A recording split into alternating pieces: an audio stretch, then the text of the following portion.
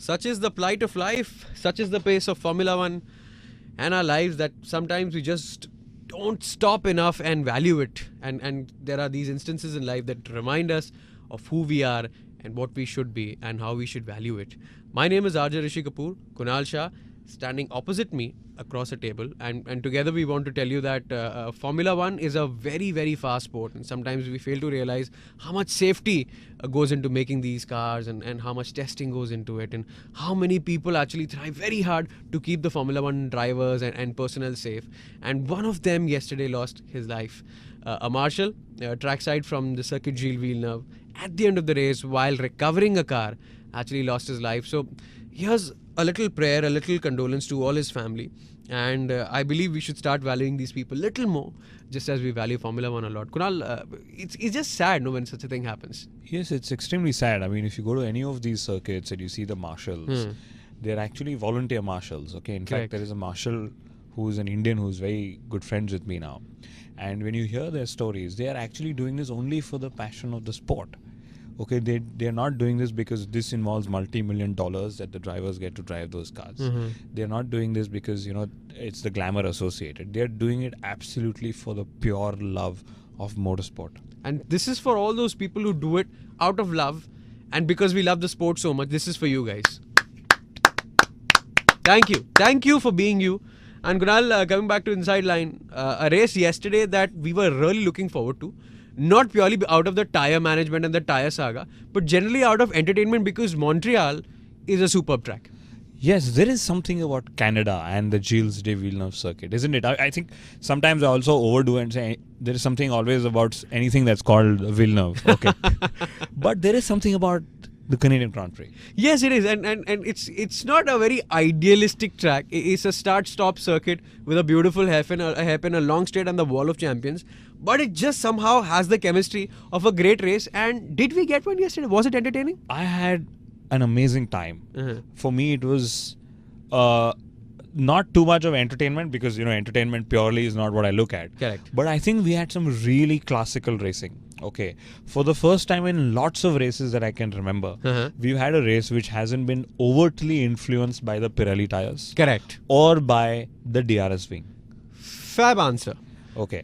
I'll just continue with that answer. Correct. Okay, but what I really liked is the DRS wing in specifics. Okay, I've hated it because I always believe, and that driving it's cooked should be, racing. yes, I know. Yes. It allowed the car behind to come up close to the driver in front or the car in front, but it wasn't like a button which you just press and zoom past. Okay, so we really saw drivers attacking and defending in the race, which we've not seen. I can't even remember when I saw good defensive driving last, okay, except for Monaco. But kudos, I really liked the race yesterday. Yes, that's true. And it's not a very small DRS zone we're talking about, and they're two back-to-back. So it's really important that Formula One stays Formula One, racing stays racing without the help of these buttons. And if there was a button that one could use, Jensen would have that button.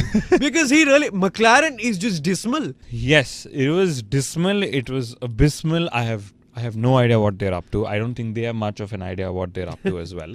Okay, they've broken some 64, 65 or 67 race records of consecutive points finishes. Okay, and Sergio is outshining Jenson Button. So I think lots of things in the McLaren camp are not looking all that good. Yeah, firstly, I think I'm really happy for Sergio because McLaren knows that this year's championships out of their way. Why not let Sergio do his harakiri moves and at least prove a point that he was a right hire? Yeah, I mean, Jensen's a mature driver. I really like him. Very stable, head on shoulders. And Perez is like this guy who's this wacko kid, just like Hamilton was when he came in. Correct. And he'll bang into anything that comes in his way and he'll ride the curbs hard and, he'll play hard. And I think it's a good combination. Correct. But what I don't understand is why the McLaren is so bad, because I'll give you an example of comparison. Adrian Sutil had a spin in the beginning, had a little bit of a crash, a penalty. He was losing performance through the race and still came in the points, and McLaren's did not. I mean, That's not because the McLarens are bad. That's because the Sahara Force India VJMO 6 is really good. That's a true Indian. That's a fan. Ladies and gentlemen. But I'm a fan of Paul Di Resta. He, for me, is the driver of the day because he could just make those hard tires work 53 laps. Yes, he did an amazing strategy. He outdrove his tire strategy, in my view. How? Okay.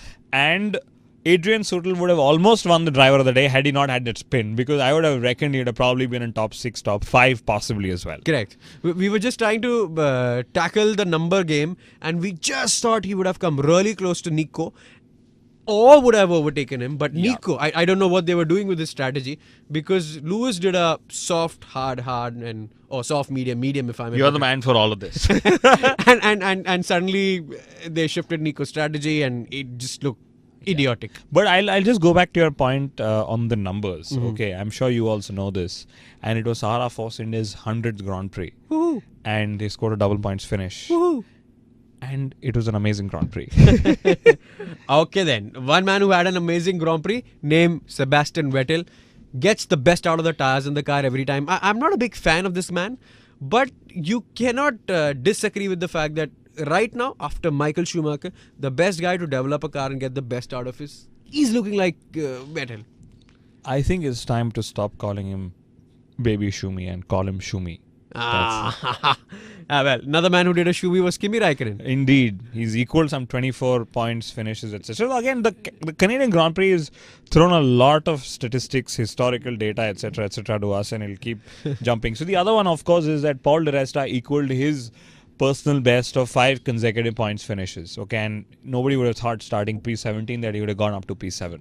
No, but I really think Kimi's effort is magnum, and he's had a brilliant comeback. Magnum, you mean the ice bar, the ice cream bar he likes? No, but I think Michael's effort was better because during Michael's time there were only 6-point finishers. Correct. And during Kimi's time there are 10. Well, let me put it this way. Anything that Michael does is always better than... Woo! Yeah.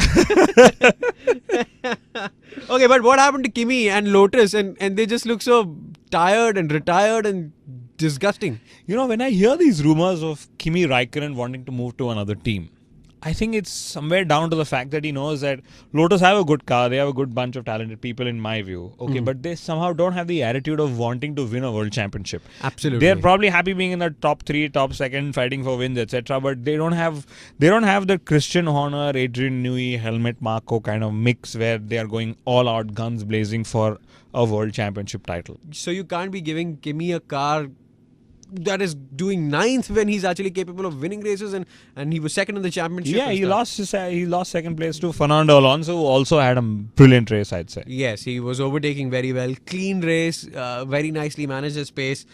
People do wonder if he was higher up the order in qualifying, he would have challenged for the win. I don't think so, but he would have been really close. It would have been close. 15 seconds is all that they were adrift.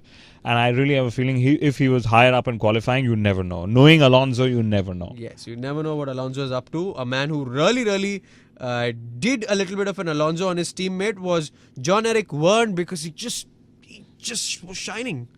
I think it's now time that John-Eric Verne has realized that if he really wants to make it big in Formula 1, he has to take Mark Webber's seat, which is probably going to get vacant next season. And I would really love to see Verne versus Ricciardo gunning for that seat. I mean, 2 teammates fighting for the Red Bull Racing's second seat. I think it'll be a really good time to see them fight all the way through. That's funny, man. Jeff has a hair problem. Ricciardo has braces in his teeth. But they're both fantastic drivers, in my opinion. Before I wrap up this Grand Prix for you, Kunal actually has come back with a very interesting statistic, and he's actually the PR man. He's actually the businessman. So I'm going to give it to him. Kunal, what is it? So this time we're going to discuss the Forbes highest paid athletes list that came out, just before the Canadian Grand Prix. Okay. I know 2 people who didn't make that list. Who is? You and me. Which one of us is the athlete and which one of us is well paid? I don't even know. I'm seriously not. I'm sitting right now. He's standing. But yeah, it was a very interesting list because Tiger Woods topped the list. Ooh. Okay, he highest number of highest wages and highest endorsements. Okay, funnily.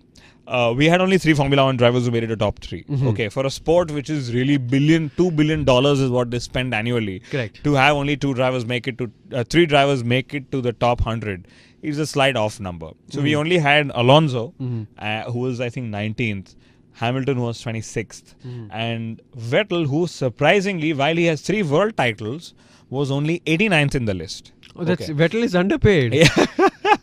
probably going to go and renegotiate his salaries for next season. I think he'll be doing that with Ferrari. Yeah, he'll probably do that with Ferrari.